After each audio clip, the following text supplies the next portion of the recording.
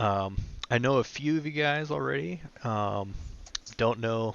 I know Brian, Dan, and Richard, but I don't know Alex. So welcome, Alex. Thanks Thank for you. taking part in the beta testing for the court system and Apollo program. Yeah. And so my name's Lee. You probably saw me in the video, along with Karen. Karen couldn't make it today, but we made the system to. We took a lot of different things to make the system happen, and um, we wanted to make it an an experience for people where they could get something out of it very quickly. So module one, um, hopefully most of you have kind of gone through that and engaged with the introduction module and worked through some of the reading materials as well as the worksheet. The worksheet's really kind of the important one with module one because it gets you engaged with creating your own symbol and we saw quite a few people making symbols through the discussion, so that's great that they were sharing that.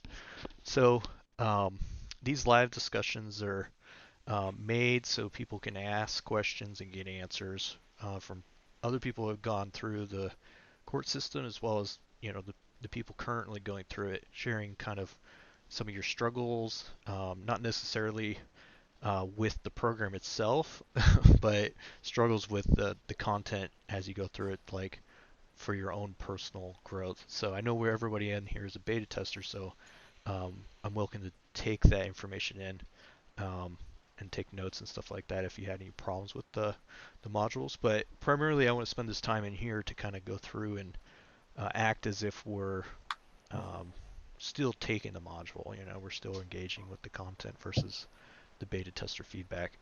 To touch on the beta tester feedback, since you guys are here, the uh, the feedback form is available to everybody all the time, and if you go to the forum itself or the feedback module, you can click on there and go into the forum and select which module you're currently working on and the feedback for that module.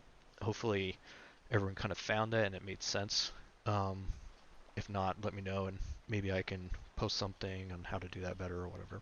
So, without further ado, um, let's just go through and we don't have to like introduce ourselves or anything like that to each other, I don't think, but because that kind of takes up a lot of time and everyone, I don't know, feels kind of like that's same old. But does anybody have, first of all, does anybody have any problems with this being recorded? And if so, that's perfectly fine. Okay. What about you, Brian and Dan? You good? Oh no, I'm fine. I will tell you, I may turn my camera Oh, that's all off. good. I'll still be here, but I'm not a big fan of Oh yeah, that's face all. on the camera. Then I got a cat running around Oh, and it's all all good, this man. mess. Whatever is comfortable with you. So if I Um, disappear, I promise I'm still here. But okay, no worries, man. Dan, you good with that too? With the recording? Yeah, no problem. Okay, cool. All right, so let's just. Does anybody have anything that they want to bring up with going through Module One, working with the symbols, introductory type content or anything like that that you weren't really getting at through the module itself?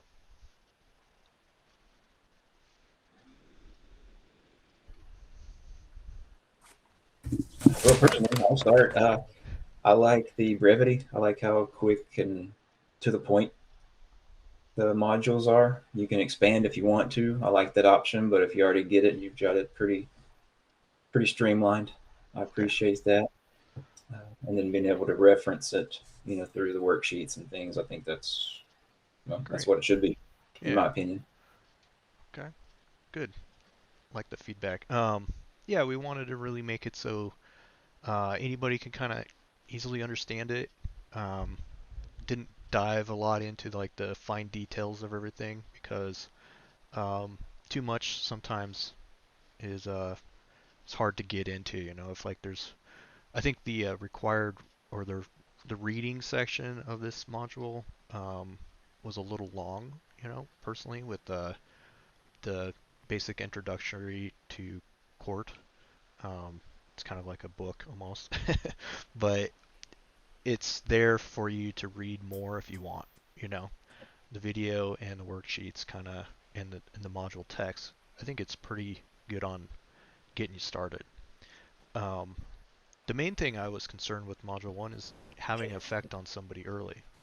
Like, did anybody here find anything effective in Module 1 for their life so far? Like able to use it and apply it in some way. I've been using the symbol that we made. It's been pretty helpful for me. Yeah, Nice. same here. Great. And when using that symbol, do you feel the emotional connection to that symbol? Like that's I think the important part here. Yeah, definitely. Are kind of tying what I want to feel when it happens, when I imagine it. Nice. Yeah. I know Dan has some practice with symbols and ritual and stuff like that, so um, he's kind of already been engaged with some of this content a little bit. But I found it fascinating, Dan's symbol. If everybody hasn't really seen it, um, it was very synchronistic that in an entirely different group, somebody posted um, an article, and I happened to read the article. Generally, I would skip over it, but in that article was a picture of his symbol drawn out using the golden ratio, and it was so remarkably close. I was like, wow, that's essentially the same thing, and I don't know, Dan, how did you come up with this shape yourself? Well, I definitely hadn't seen the Egyptian creation myth or whatever it was. I don't know. I was doing the spiritual eye exercise that you recommended, and I just saw it, kept seeing it in kind of my mind's eye, and then wrote it down. And it was definitely kind of scary because it does look really similar. And I've never seen that before, at least consciously, you know. Yeah, that's I great. may be the only one that hasn't seen it, but where can I see this? I'd like to see what you're referencing. I think you can find it in the discussion. Let me see. Yeah, because I can post a link to it as well, so people can see it if that's okay for you, Dan. Yeah, yeah. Okay. Yeah, I'll post it in the chat here. Um, if everybody can see that. Where the hell's chat? Okay, there's the chat. I think that should take you directly to it. And then if you scroll down from that, if you're looking at it, you'll see my response showing Hmm. the one that I found. And it just happened to be that way, It wasn't like I was actively searching for it or anything. And I even tried to find it like on the internet. That I haven't done a Google like back search of that symbol, but um, it was quite interesting, that just happened to be there. And like I've found the same experience with other symbols uh, through my life where something would be very impactful to me. Um, I was creating a design for my book cover, and um, in I had designed this design, and it was on a business card.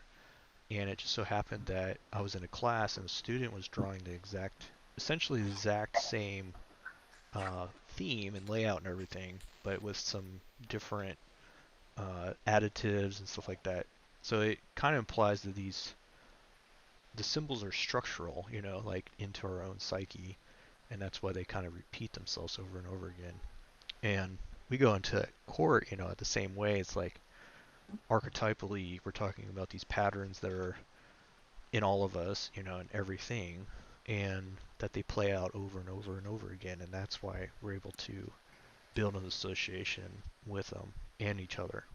So um, I thought that was really cool, and another one is Karen. When she's the other person, she wasn't here to able to make it today, but she's the other person in the videos that you see, and her personal symbol happened to be a five-pointed star, and oddly enough, mine was as well.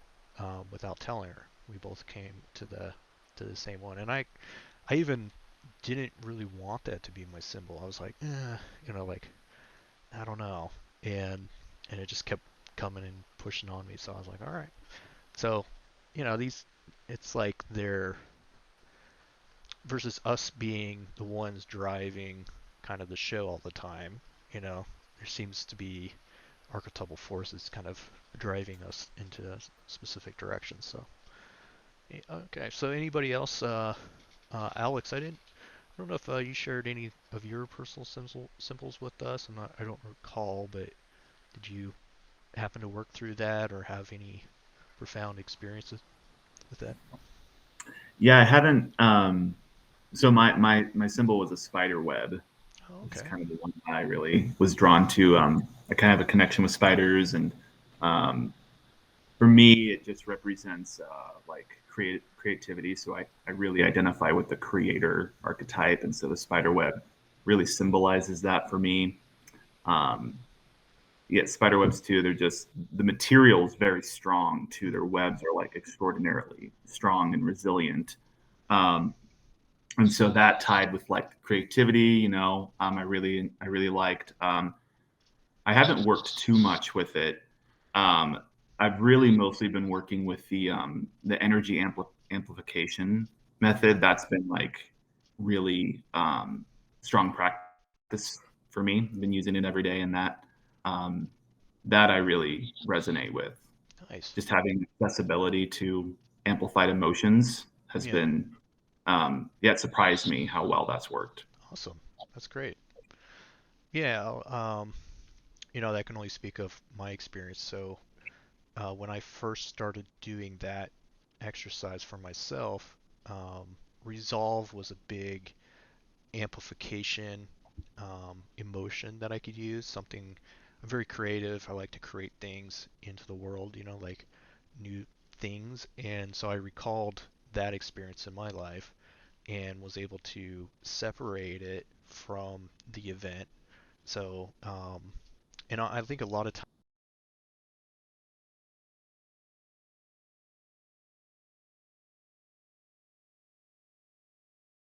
there you go, I'm back hopefully. Uh, a lot of times I've found that people, when they um, are using the emotional energy, they associate it with the experience that they're having. So, say for me, it's like I'm making a new website. Okay, this is just an example, but I get really excited about that, passionate about this new project. And usually, what we do is we think that making the thing is what causes that emotion. But what is happening is um, another way of thinking about it is that the emotion itself is actually what's putting it into emotion, right? The creation process. So we're separating the event from the emotion and then feeling that into our bodies, amplifying it up as by itself its own thing, and then associating it to a symbol, and then using that symbol to drive the next desire, right? And I think everyone kind of got that in module one, probably, right? I mean, that kind of makes sense. Um, and when I first started doing that, the amplification got so intense that it felt overwhelming. Like especially if you're meditating with it and you're sitting there and um, you can feel that amplification take place, and it can be overwhelming almost. Like that feeling. I'm not sure if anybody else felt that, but initially I did. Brian, you have a question. I see your hands raised there. Thanks for doing that. Oh, you're muted too. Sorry, man. There you Of the differences between a sigil and a symbol. go. Yeah, good question. There isn't really any. A No. sigil is just very simplified um, symbol. It's when we symbols are simplification of things, right? Um, I think in module two we talk about what a symbol is. And so we're taking a complex thing that is infinitely large, right? Like this, say everybody in this room, um, like I symbolize you in my mind, right? So I have an experience that is you, that I have an experience with, and I have that in my mind as who you are, but I really don't know who you are, right? Because you're a very complex biological being, and you have memories and experiences that I could never comprehend, right? But I put you in like a box, right? This box is a placeholder for who you are, and it allows me to communicate to you as Brian, right? So I'm like, oh, this is Brian. This is what he looks like. Got it. So we can communicate in that way and share uh, experiences, but the symbol is just a way for that bridge to occur. And when we simplify it more and simplify it more and simplify it more down to shapes, right? Then eventually we come to like what Dan created, which was a sigil, essentially, right? And and eventually we get into like memory wheels, and sigils are very memory wheel-like in that usually they kind of have a almost a circular geometric shape to them in a lot of ways, and they could fit into a circle. Um, but they're very one dimension, right? Um, Oftentimes, and they have profound meaning in them, created by either groups of people or a person, depending on how it works, right? Um, I've not created sigils myself, but I've definitely delved into that and watched people create them in the process of that, and that's very, um, it's essentially what we're doing, right? But um, symbols are very a little bit more complex, I'd say, generally than sigils, right? Does that make sense? Okay. So, yeah. What about you, Richard? I mean, not to put you on the spot or anything, but how was your experience? Um, I well, similar to what everyone else has said. I think I guess the thing that happened for me is I one of my favorite feelings or whatever was this feeling of freedom that I have a very specific memory with. And I noticed that throughout the week when I kept kind of focusing on this feeling of this one point in my life a few years ago when I really, really felt free in about 2016.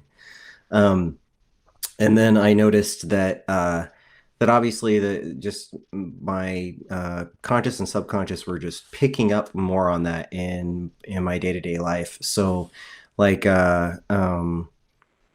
today, as a matter of fact, I was listening to a lecture. I was listening to a priest talk about St. Patrick on St. Patrick's Day, and Right and they mentioned all of these things about freedom. And because I had been concentrating on the idea of freedom and the feeling of freedom, when that came up in conversation in the lecture, like it made a lot. It had a bigger impact on me, and I kind of keyed into being like, yeah, like this is another like I want more of that feeling in my life, and this individual is telling me something that I resonate with. Um, which was it was funny, it was the classic like be more disciplined and you have more freedom kind of thing. Nice. But but yeah, but if I hadn't have been doing this program and had been concentrating on a previous memory I had of when I felt so great with this freedom feeling, then the lecture that I heard today wouldn't that portion wouldn't have stood out to me. So so that's kind of yeah, that's where I'm at with this at the moment, Yeah, if that that totally makes sense. Yeah. yeah. I mean, um, it brings up in me, like dealing with trauma and stuff like that. Like, eh, the program itself is kind of designed and presented in a way of being like a get your achieve your goals, right? But really, what it's doing is it's accessing another part of your mind that typically isn't really utilized properly in many ways because we have a lot of trauma that stops us from doing that. And so when you touch into these like emotional experiences that are positive, it's bypassing uh, the left amygdala, and getting into the right brain, and it's creating a like a firing effect, right? Like the neurons in that area of your brain are firing off, you could say. and it's building neuroplasticity, and it's creating like a memory of that experience, right? So then when you encounter it throughout your day, when it's usually kind of dull and in the background, you don't really notice it, then it's able now to be activated more and more and more.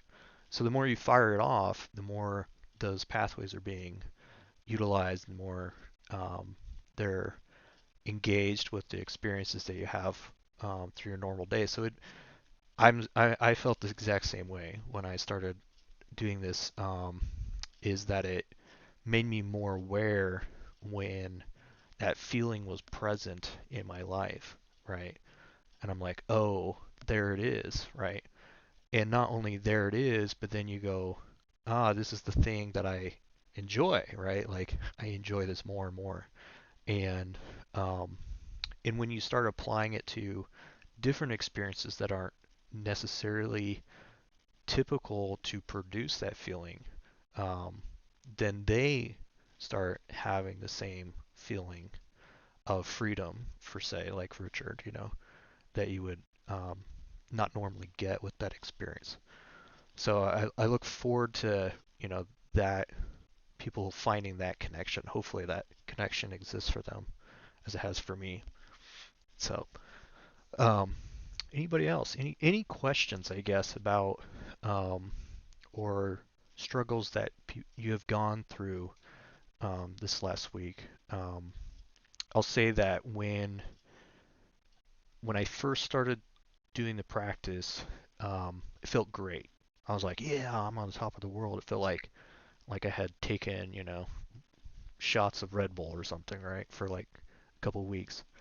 And then suddenly it was like, oh, like anger and all these other emotions started presenting themselves, right?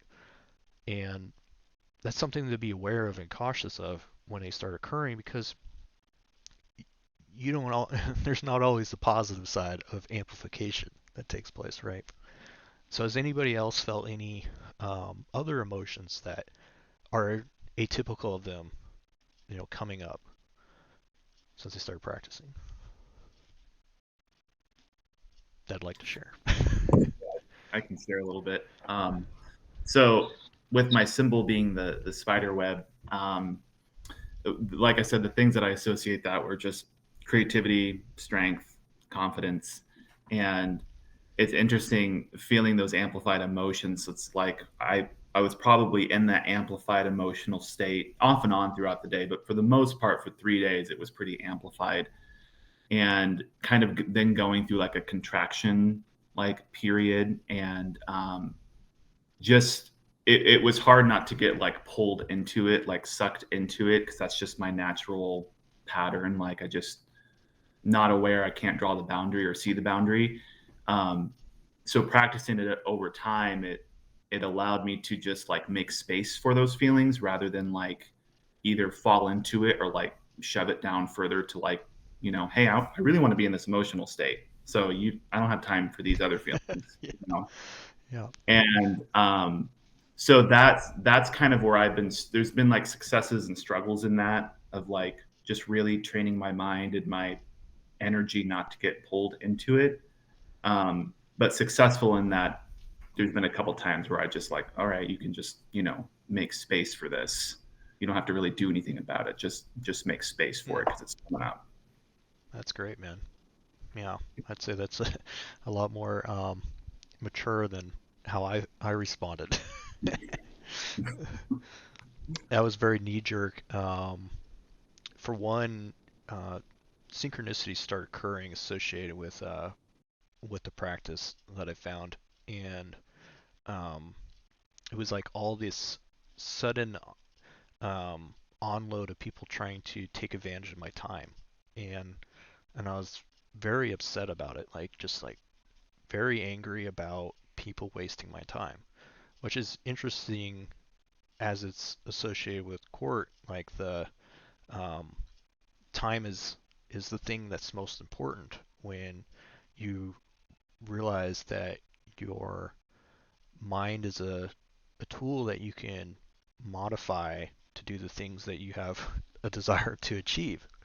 But it takes time to learn that and to apply it.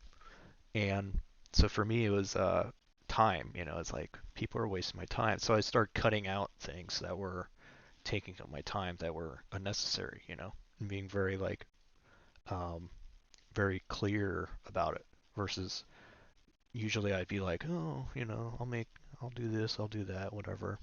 So it was I think that was kind of healthy, but it was definitely like very aggressive anger, that came out. But once it passed, um, then it was on to other emotions that started appearing.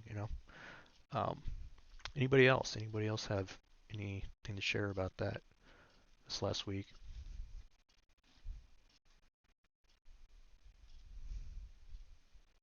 Go Brian. Oh, you're muted again, man.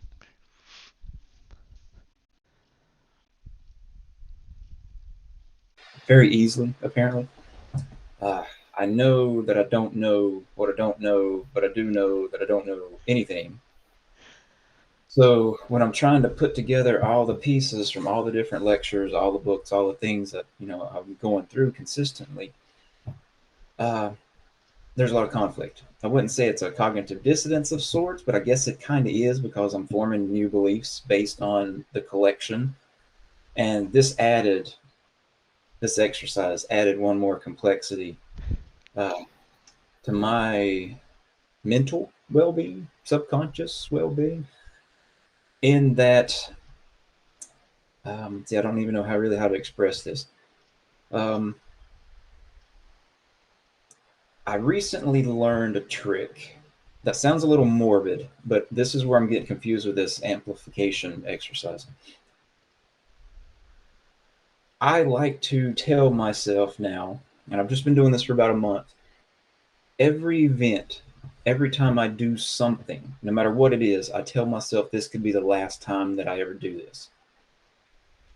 I've had a lot of death in the last 2 years, Mm. family and stuff. So, I've kind of come across that in a hard way. But when you start amplifying and getting into some of the techniques, which I've only done this, I've just now gotten introduced to your techniques. So I don't really know how it works per se, just what I've experienced. But how do you keep yourself from muddling up an exercise such as this with all the components and extracts from previous attempts at learning similar concepts? Does that make any sense whatsoever? Yeah, maybe. I mean, it sounds like you have a lot of different techniques that you've gone through, and um, they're all kind of getting mixed together. Maybe is that what you're kind Too of saying? many. I'm dabbling in too many things Yeah, that I'm not able to concentrate on one, but I enjoy it. Like I yeah, love all the learning. I'm listening to everything. I mean, just yesterday, I don't know if you ever heard of Earl Nightingale. I listened to a lecture by Earl Nightingale. One of the best things I've been doing this for, good Lord, since 2008, and this is one of the best lectures. It's 36-minute thing that I've heard, but it contradicts, some things that I've read from Abdullah or Neville Goddard or Brian Scott or any of these other guys that are telling you how to do it. So I'm at the point in my education where this course is going to be great because I'm redeveloping my archetypal setup, but I'm confusing myself yeah. and I don't know what to do about it. Um, well, I That's my can't. question. Yeah, that's a Make it good all right. question. Yeah, it's great. Um, well, I can't say my system's the best, right? It's not. It's not really my system either. Um, the this is yoga ritual magic. Like, so if you're trying to figure out where this sits, um, that's where it sits. So in a lot of things that you may have are going into may touch on a lot of the different elements inside um, this system, right? Um, and you may find contradictions, I guess, in it as well. Um, and the contradiction for a lot of stuff, I'd say, is that many practices they kind of have you face um, the left amygdala, the fear, the dread, to get into the right brain, right? And so in those systems, you'll find them talking about like shadow work or something associated with that. Um, you know, facing yourself, that kind of stuff, right? And so this system is a bypass to that. And in yoga, um, they found in some forms of yoga, they found that if you amplify emotional states, positive emotional states, you don't have to face the fear. You don't have to face the amygdala. You can actually have information transfer over from the right brain into the left brain and become aware of it, right? And then amplify it over time and then become more and more aware of that information. And doing so, you're still brought in to face the amygdala at some point, but now you have a kind of more tools in your tool shed to face it versus being in the. Yeah, go ahead, Brian.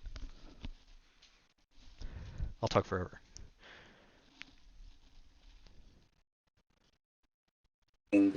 This may be the last time that I do this, and I'm taking it, I wouldn't say to extremes, but it has changed my life seriously. So I don't want to take away from that, but also with this application thing, I'm getting too heavy. Like you said, just the first time through, well, you know what I'm saying, kind of Yeah. the first time through, it's getting intense. It's getting a little too intense, and I don't know if that's because I'm creating that by Yeah. including an outside exercise. Do you So see the what I'm yeah. talking about? So Is that, the am I making it up? Am I making this harder? Am I making it no. worse by doing that? Should I forget what I've learned prior going in and try to start from a blank slate No. with this one? Um, No. I will say that if this system works, you don't need to change anything about yourself. It is utilizing part of your mind that is capable of seeing a picture much greater than you can. So in this sense, you have to kind of, in a way, trust that you can deal with the information that your mind presents to you because it's already there, right? It's already in you. You're already engaged with it in some form. You're just maybe not consciously aware of it, right? So when you amp this up, it becomes more consciously aware of that information that's already in there, right? It's already part of you. So every tool and every thing that you've ever learned, in my opinion, is um, remembered by you, like the actual you, right? And so when you amplify some of these systems up, it's allowing that information to be um, consciously presented to you more and more. And that's where like the synchronicities and the feelings and some of the anxiety that you may encounter from this is downloads, right? People talk about downloads often, and you may get downloads where it's like, wow, this is a lot. For me, when I amplified the emotion, I felt um, almost like I was losing myself. Like that's what it felt like. I was like, I'm losing myself. I'm losing myself. And I realize that is a feeling I get from extreme intimacy with other people, where I'm like, I'm losing myself to them, and I get scared almost. Like I'm like, it's too much. Go ahead, Brian. I got into the realm of depersonalization. I was going to ask you just a moment ago before you said that. Do you find that that becomes more prominent when you're going through exercises like this? And you know what I mean by depersonalization? Yes. Um, I never That's felt. I get kind of weirded out when I Yeah, go through. I never felt depersonalization from this. I do with cannabis all the time. Like almost every single time I use cannabis. It was, I used it this weekend. I felt so um, depersonalized that I literally felt like I was two different people at the same time. And one person was not of this time. They were in the 1930s, and I had a visual of them and everything, and it felt like I was like, holy shit, like I'm this person, and it's just very intense. That's very similar to that, and it is, which is all right. It's weird that you said that because I've yeah, that's I appreciate you mentioning that, because that helps clarify me, because I thought something might be going on. Yeah, it's a overwhelming feeling for me. Depersonalization. Um, the more that I feel that feeling and I get used to it, almost, like, and not so much scared of it, and not so like um, into the story, like drawn in and have it take me over kind of thing. More like observing it taking place versus like the fear of kind of that association. The less I feel weirded out by it. I'm like, oh, okay, like it's okay. It also seems to amplify it more too. Do you try to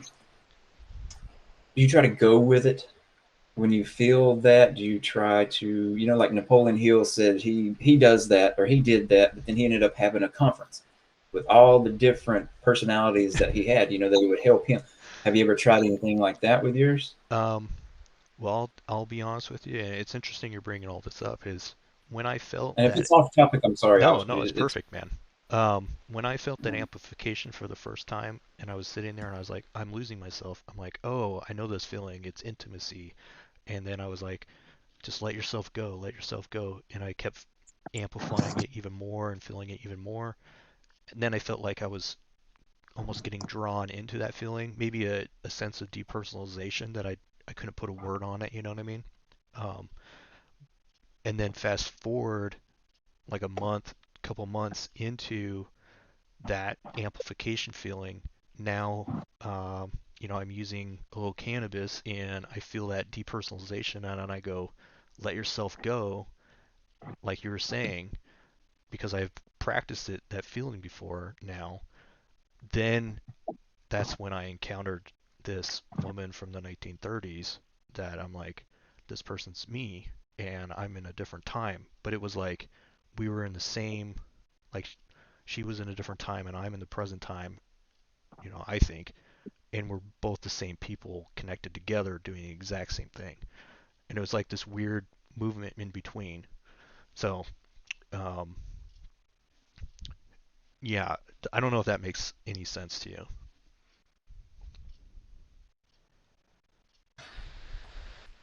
um, it might be backwards to you guys. Oh, we see. Yeah. Art of Dreaming.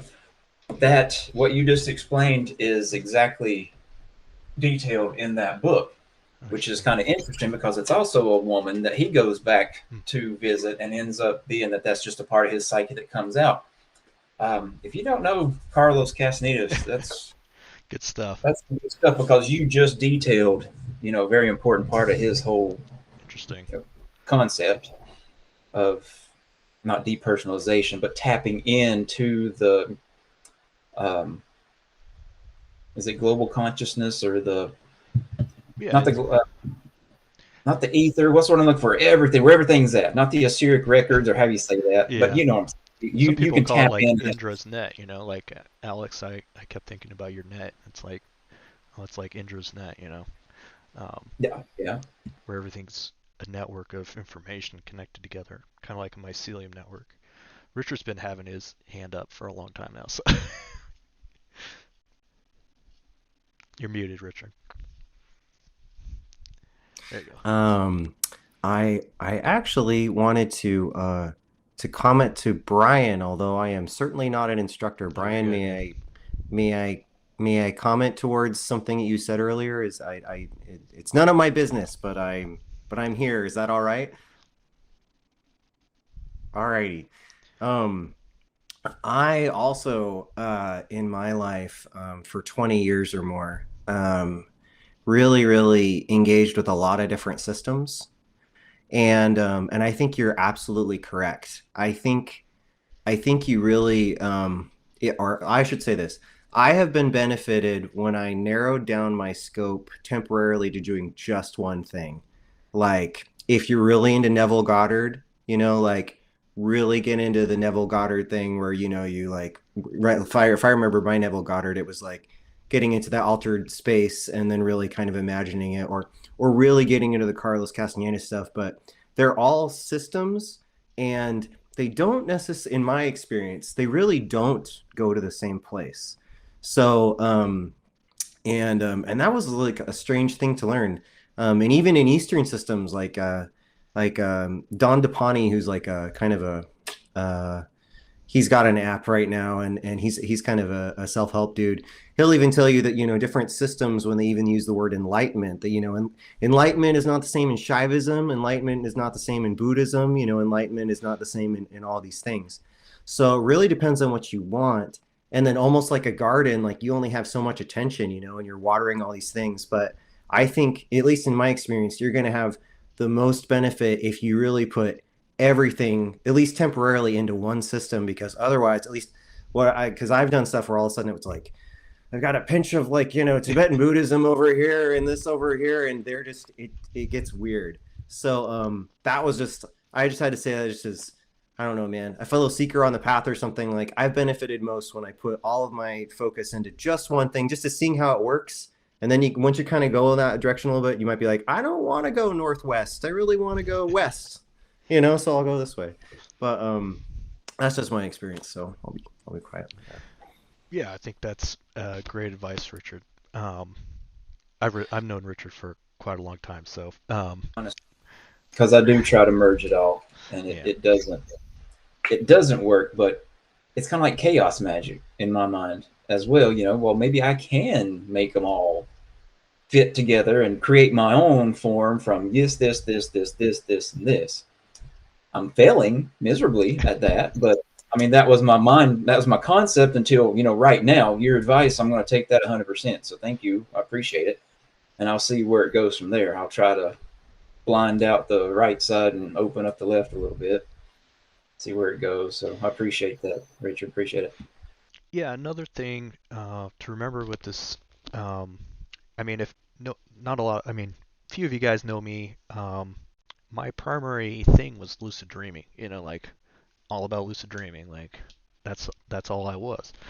So it's very strange of me to try to make something useful in my life that's not about dreams, right? And is more about external action. So like the court is not a meditation that you don't have to meditate. Like I use it um, throughout my day. So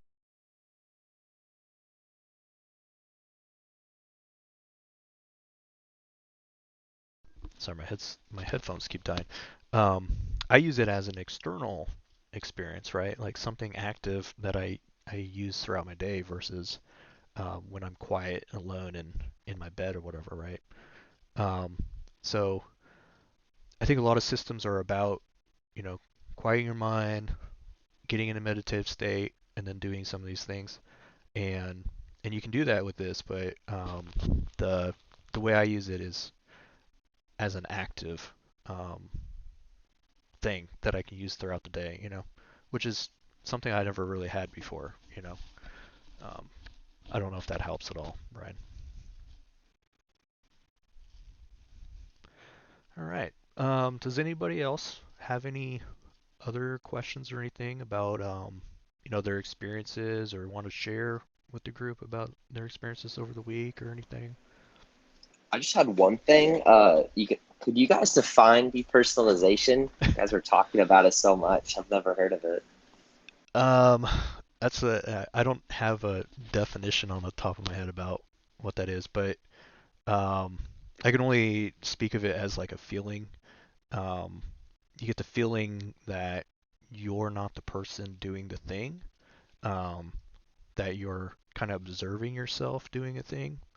So, um, if you've ever felt like you're observing yourself walking or having a conversation with somebody and that you're not the person having the conversation with them, that it's actually you're thinking about the person that's having the conversation with somebody else, why they're having it with the body that's you. Like you've ever had that feeling before? Yeah. So And like dreams and things, but not just waking. Probably yeah, not. yeah. I mean, I've had it. I had it first in lucid dreams, right, where you're like third person almost, and you're seeing like the thing that's you walking around doing a bunch of stuff, and you're like, okay, that's weird. But in waking depersonalization can be pretty scary, I think, because it's like, oh shit, like Brian, yeah. I'll read Oh, couldn't hear everything you were saying there. Sorry. It's like cuts out a little bit. you. I didn't raise my hand. I'm sorry. Oh no, it's all good, man. One of that, but depersonalization. Uh, there's a really good documentary on it. I think it's called The Matrix Effect. Uh, I believe that's what it's called.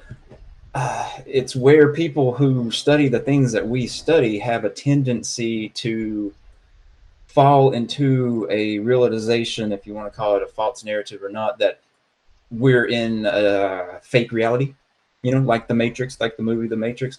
So I kind of see depersonalization as you realizing that you are an avatar and there's something else above and beyond that's controlling, that's looking. This is my definition. The clinical definition is a little different, but uh, it's where I personally just have these really deep thoughts of, is this really me? Like, this isn't real. Like this is, I don't know who this, I don't know what this is. And then from that comes what Lee was saying, where you almost feel as if you're looking down or looking at this body from an outside perspective. And when I'm in that stage where it's scary is because I do question reality. I do question, shoot, maybe The Matrix is a documentary. Maybe it's not fiction. Maybe, and you start getting in that rabbit hole. I start going down that hole. So it's not good. Decentralization or depersonalization is the first step of what used to be called multiple personality disorders. And now they call it dissociative identity disorder, something stupid like that. But it's really, you're running a fine line from being clinically declared multiple personality or dissociative personality disorder if you dabble too far into it. So from my personal experiences to a part to where I actually had to talk to my therapist about this to make sure that I didn't cross something over in my head. So be careful if you do look into it, because it can psychologically screw your head up pretty bad. You're a smart guy. Everybody in this group I think would be okay with it, but just know you're messing with some pretty serious things if you don't stay grounded. But it's a great exercise because I have opened up myself to at least 3 different people that I like. And I try to call upon those people in different circumstances and situations. And that's where I've taken depersonalization and helped myself grow with it, if that makes sense. So I recommend you looking into it. I think it would help with this course. But like Richard said, don't do it until you have this course mastered or you feel like concentrating on one thing, in my opinion. And I promise, guys, I'm shutting up. I know I'm It's all good, man. jeopardizing. No, you're good. I'm done. Appreciate it. Yeah, a good note of caution for anything when you are messing with the structure of your mind, right? Um, I think there's a lot of non the opposite of caution when it comes to using like psychedelics and even cannabis, right? And cannabis was when I first felt like extreme depersonalization and wasn't expecting it to happen because it's not really talked about in the open. And it was frightening to me to have that experience. It's like, whoa, what is going on here? And in that, in the course, and as well as like archetypal psychology, everybody has like the good and the bad, right? So you have the archetypes that are associated with the shadow and all that. So it's not like, oh, everything's just butterflies and flowers, right? It's like you're going to have some darker aspects of yourself come out. And to be aware of that before it happens, then you kind of are a little bit more prepared for, and you don't have to necessarily lock onto that and say, oh, that's who I am. It is who you are, right, in some aspect, but it's not all of them together, all the archetypes that are you, all the personalities that are really you come together to make who you are, right? It's not just one. And I think sometimes people identify with the one and then it gets a little hand there, Um, and we kind of always do identify a little bit more with one than others too, So it can be disorienting when that starts happening. And it can get pretty extreme for a lot of people too. Like for me, it gets pretty extreme sometimes, where I kind of just have to be like, all right, take a take a moment, So does that all make sense, Dan? What Brian and I said? Yeah, yeah, yeah. Have you ever felt anything like that? No, I understand the concept you guys are talking about, but I haven't heard of depersonalization specifically. Oh, okay, But I get where you guys are kind of coming from. okay, great. Yeah, I mean, I want to make sure when you go through the course too that there's enough kind of caution involved in this too. If you find that there's not, like Brian, maybe you'd be a good person to. It sounds like you're a very cautious person when it comes to these stuff because you've learned about it through experience, and maybe that'd be good feedback to have. Like, hey, maybe this would be a good point of caution. Put some remarks in there or something like that to help us out because we really don't want to negatively hurt people, right? There's a lot of self-help stuff out there or help stuff that um, kind of throw caution to the wind. I don't want to do that again here. So um, yeah. When I was teaching, psychology, I had two students who did let this go too far. They went into these types of programs unchecked, and I can give you empirical evidence that at least from these two examples, one girl was committed to a psychiatric ward for 2 weeks. It got so deep for her. She didn't know what was real. She didn't know who was real. It went into a sense of paranoia, really. But she already had issues. Mm. So you need to know yourself. You got to know yourself before you can break yourself down.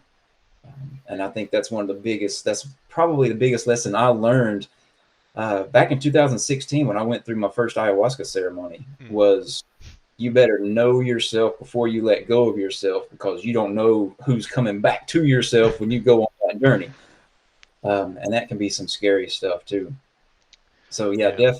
definitely know yourself before you tap into any of these things that you're questioning. But Rick. then sometimes if you take Terrence McKenna's advice and just go for it, yeah, advice you're going to take. But I will tell you, having visited a student friend in a psych ward, knowing what they're going through, that was as eye opening as it could get. Yeah.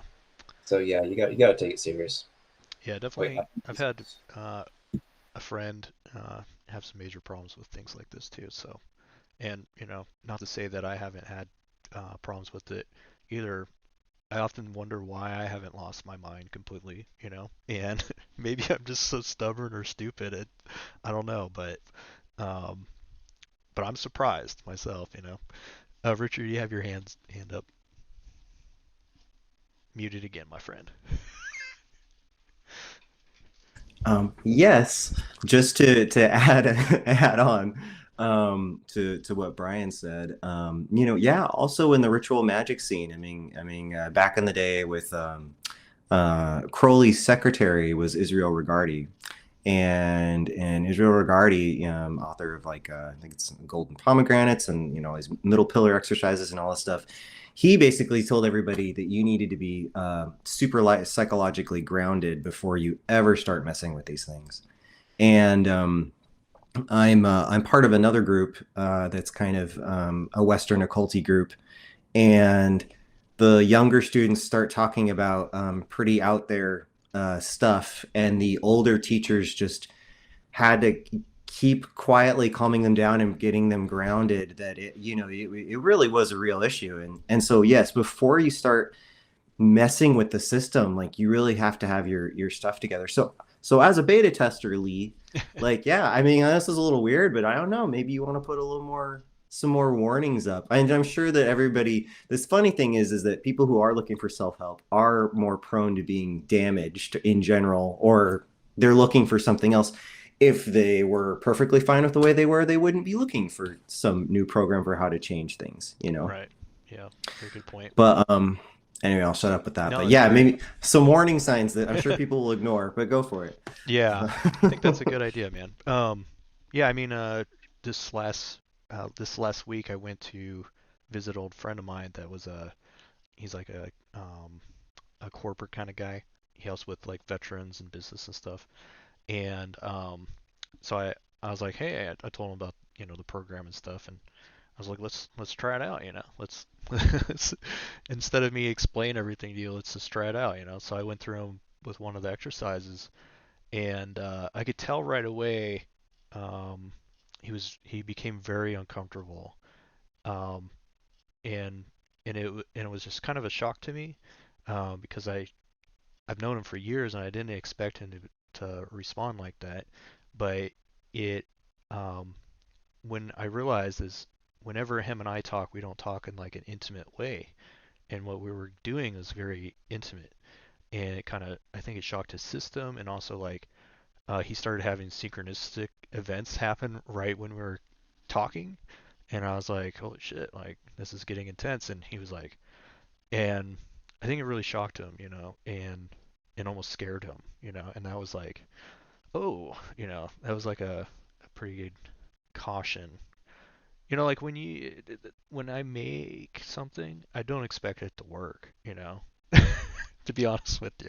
Like I expect it to fail, almost. So to see something work in such a powerful way that like um, really other people created and I kind of just meshed together is quite a shock to me. So, um, but word of caution is good, I think. Yeah. Oh, good idea, Harder to get guys. out of that mindset. That's a pretty shitty mindset. Something you think it's going to fail every time you start. Well, I mean, Crazy. that's why I You don't made need this to do program that. to change that And, perspective. yeah, heck yeah, that's horrible. It makes Yeah. me sad to hear. Don't expect to Well, fail when you're starting. I mean, yeah, in my past, I definitely have been pretty hard on myself when I make things happen.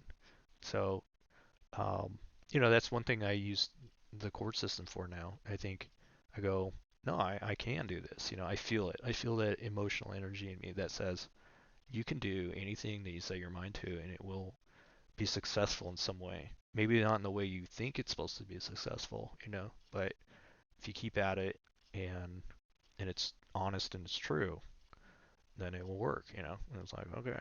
So I have to trust myself. I have to learn to trust myself. Just like everybody in here I think is doing the same thing. So um, we're all working on our own things, when it comes to this. So well, it's been about an hour. Does anybody, have some other remarks to take place in the group or anything like that, or any questions about the next module coming up, or where this is all leading? uh, somebody raised, yeah, Alex. Uh, yeah, I was curious. You talked about lucid dreaming. I know that you were saying that that was a practice that you did personally, but is that something? I know it kind of mentioned dreaming. Will you be like talking more about that, or specifically like techniques to like lucid dream and understand archetypal energy in that sense? Um, Good question, and not in this course. So this course was made kind of as a structural course, and from this course we can build other courses based on the content. Lucid dreaming was a big one for me, and it was kind of where this course for me came out of, because I would get into a lucid dream state and then do a certain couple activities in the lucid dream state, and then intentionally focus my desire in that state, and then kind of do the exact same system as in court, but in a dream state. So, and it's definitely something I want to teach people how to do and get the feedback, do the beta testing just like we're doing here, to see what's most effective for people, or maybe make it so it's a little bit broader so it covers like other people's experiences in that state. Um, and it's something I want to do, but I really need to figure out what's next, for this system. What is the most important thing versus what I would really like to do. But I'd be more than happy to talk to you one on one about any of that. when any time that we both are available, whatever. So hit me up. I'd be glad to share that with you or Cool. whatever. Or we can even Yeah, do a live I discussion about it. yeah, I would love to learn more about it. So I'll reach out to you. Cool. Yeah, we can maybe set that up as a live discussion if other people are interested in that too. Sweet. Did you have another question, Alex? It's all good. All right. Anybody else? Last moment stuff? All right. Well, I'm looking forward to seeing what you guys go through with the next module as we dive into symbols and archetypes, more into archetypes, and I'm really excited about the memory wheel stuff. That's really where I really enjoy everything, like as it comes together into this final kind of product that you can use. It's very visual and creative. So I'm really excited about people going through that and finally getting to that point. I think it'd be really beneficial to everybody. The one thing I wanted to say is like, um, and and hopefully this is explained clearly in the modules, is that when we're working with court, we don't want to just work with one powerful emotion in our life. We want to tap into all of the emotions that make us who we are, right? So we don't want to unbalance ourselves in that sense. So as you go through these next few modules, I want you to really think about like, okay, I got this one emotional energy that I'm amplifying, and I really built that relationship. Now, what other archetypes are there that define my life, right? Uh, think about them as a wheel, right? It's like, oh, this one's here, and this one's here, and this one's here, and you're building like a circular wheel of your archetypes and how you relate to them. And I think that will help you build that memory wheel eventually once you get into that. So I look forward to seeing how that all takes place. And again, feedback is really important to us. Clearly, what you told me today is very important, and I will take notes on it. But that feedback form after the module will really help me out. So thanks for everybody showing up. It's been great to see everyone's face. It's been a long time for a lot of us, first times for some. So looking forward to seeing you hopefully next week when you get time.